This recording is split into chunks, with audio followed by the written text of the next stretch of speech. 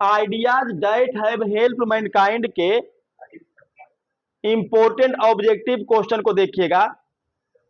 पहला क्वेश्चन यहां देखिएगा, who is the author of the prose piece ideas that have help mankind. यानी अभी ये जो हम लोग समरी देखे ideas that have help mankind का, उसके लेखक कौन है? Bertrand Russell. ऑप्शन हो जाएगा बी सही। When was the Bertrand Russell born? 1872। Option हो जाएगा डी सही। ठीक है, अगर समरी को ध्यान से पढ़िएगा तो ये दो ऑब्जेक्टिव शुरू में ही था। और तीसरा ऑब्जेक्टिव भी जो आपको बताए थे, when did Bertrand Russell die? 1970। Option हो जाएगा सी 1970। तो ये तीन ऑब्जेक्टिव आपको शुरू में बता दिए थे ना कि समरी याद कीजिएगा, ये तीन ऑब्जेक्टिव बन सकता है। अगला है Bertrand Russell belong to. Bertrand Russell कहां से संबंधित थे?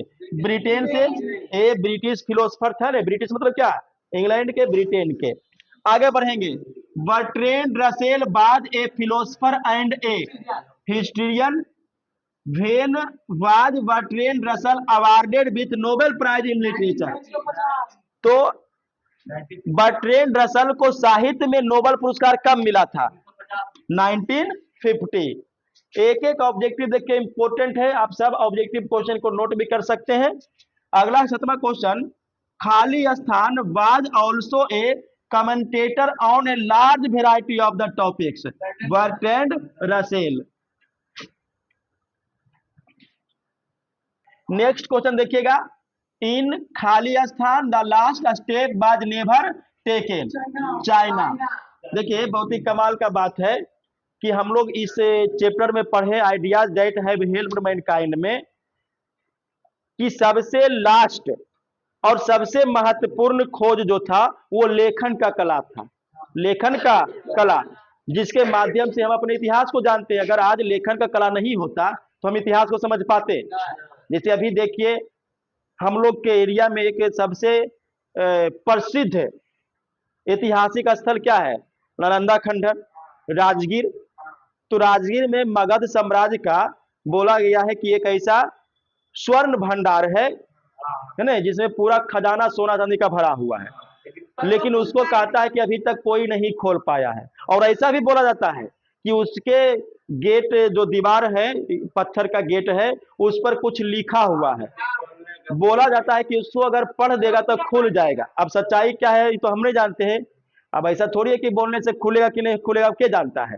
लेकिन इतिहासकार का ऐसा मानना कि चलो बोलेगा तो खुल जाएगा, लेकिन क्या लिखा हुआ यही कोई नहीं पढ़ पाया है ना। तो देखिए लेखन का कला जो है वो बहुत धीरे धीरे विकसित हुआ था। लेखन का कला पहले किस रूप में? चिन्ह के रूप में। किसके रूप में? चिन्ह।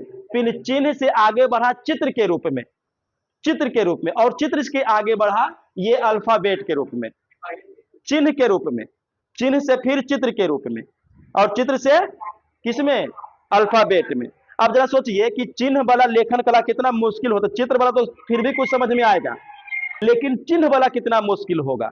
जैसे मान लीजिए कि अगर हम ऐसा कुछ चिन्ह बना दिए, अब समझिए कि कुछ लिखा हुआ है, पढ़िए इसको, पता चलेगा? हाँ, ये पता चल सकता है किसके किसके बीच? लिखने वाला और उसके सामने वाला जो होगा। जैसे मान लो किसी को बता दे कि चलो ये लिखा हुआ कल नहीं आना है, तो आप लोग जितने भी बच्चे यहाँ पर है, अगर हम कभी आए बोर्ड पे से कर दिए अरे कल नहीं आना है चिन्ह, तो आप ही लोग जानिएगा ने। तो हो सकता है कि मगध का जो स्वर्ण भंडार है उसमें वही चिन्ह हो।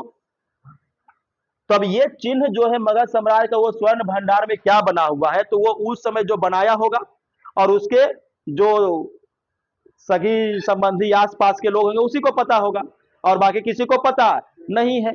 तो लेखन का कला बहुत मायने रखता है इतिहास को जानने में। फिर इसको, ये जो चिन्ह वाला है इसको हटा करके क्या शुरू किया? चित्र वाला। और चित्र वाला से भी क्या शुरू किया? अल्फाबेट वाला। और जो लास्ट स्टेप है, समझिएगा बात को, पहले चिन्ह, देखो समझो, पहले चिन्ह, चिन्ह से चित्र, और चित्र से अल्फाबेट, ये लास्ट था अल्फाबेट। लेकिन चाइना जो है अभी तक अल्फाबेट यूज नहीं करता, अभी भी वो चित्र से ही लिखता है, इसलिए हम लोग चाइनीज को पढ़ नहीं पाते हैं। हाँ, किसे लिखता है? चित्र से। और लगभग 30,000 चित्र का वो प्रयोग करता है लिखने में। सोचिए लगभग 30,000। अभी हम लोग जो अंग्रेजी पढ़ रहे हैं इसमें मात्र 26 अल्फाबेट को याद रखिए, हिंदी में 52 अल्फाबेट याद रखिए। लेकिन सोचिए चाइनीज का दिमाग कितना डेवलप है, 30-30 हजार, उससे भी अधिक किसका इस्तेमाल करता है, चित्र को, और उसी की सहायता से वो लिखता है।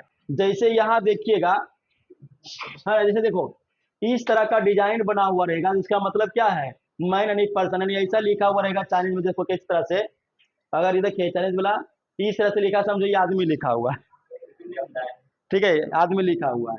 अगर ऐसा देखो ये जो लिखा हुआ है ना, इस तरह का देखिए जो चित्र बना हुआ है, ये चिन्ह मतलब क्या, चाकू को दर्शा रहा है। ये देखिए पावर यानी शक्ति को, देखिए ये सब के लिए, और इस तरह का वो 30 हजार से अधिक चित्र का ऐसे करके इस्तेमाल करता है चाइनीज बल्ला, है ना। और हम लोग जो है हिंदी में 52 और अंग्रेजी में जो पढ़ रहे हैं उसमें मात्र 26 अल्फाबेट का यूज करते हैं। चलिए आगे बढ़ते हैं, क्वेश्चन नंबर 9 देखते हैं। खाली स्थान would not help the corn to grow unless he, यहाँ पे ही होगा, unless he was allowed to feast on the blood of children. यानी इसमें क्या भरेगा, तो इसमें भरेगा मोलोक, है ना। याद कीजिए मोलोक जो उनका देवता था, है ना, तो उनका कहना था कि मोलोक जो है हमारे फसलों को उपजाऊ उपजने में तब तक मदद नहीं करेंगे जब तक कि हम उन्हें बच्चों का खून नहीं पिलाएंगे, मतलब नहीं चढ़ाएंगे, बलि नहीं देंगे। आगे सिविलाइजेशन टाउट अस, यानी सभ्यता हमें क्या सिखाती है, तो to be friendly towards other. आगे देखेंगे द इन्वेंशन ऑफ खाली स्थान was more important than domestication of animals, यानी जानवरों को पालतू बनाने से भी ज्यादा महत्वपूर्ण किसका खोज था, खेती का, कृषि का, एग्रीकल्चर होगा।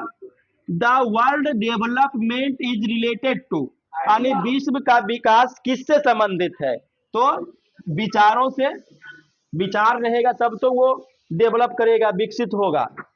The two broad categories of ideas that have helped mankind, यानी विचारों का दो कौन सा ऐसा भाग है जिन्होंने मानव जाति को मदद किया, तो नॉलेज एंड टेक्निक। तो ये आपका ideas that have helped Mankind के सभी इंपॉर्टेंट ऑब्जेक्टिव क्वेश्चन समाप्त हो गए। आपको ये वीडियो कैसा लगा हमें कमेंट करके जरूर बताइए।